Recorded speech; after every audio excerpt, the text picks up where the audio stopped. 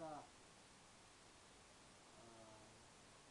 Congratulations on your forthcoming wedding.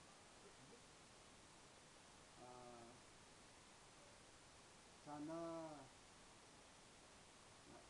kilala nyo na ang bawat isa para alam nyo na sa buhay ng asawa, hindi talaga maiwasan yung problema, yung diskusyon,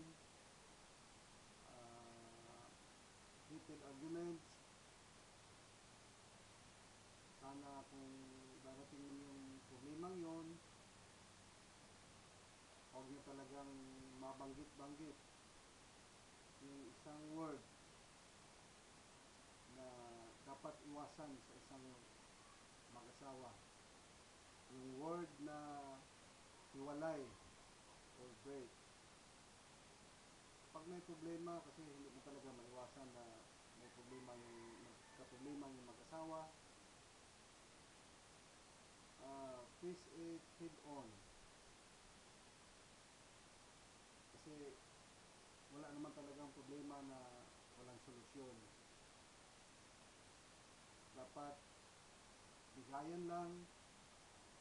Kung medyo mainit ang isa, dapat magbigay ang isa para walang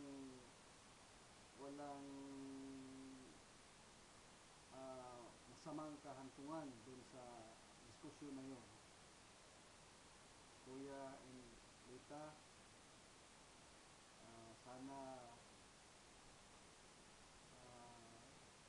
mamuhay kayong mag-asawa na maligaya at understanding sa bawat isa. We wish you, Kuya and Lita, good luck and best wishes. Congratulations.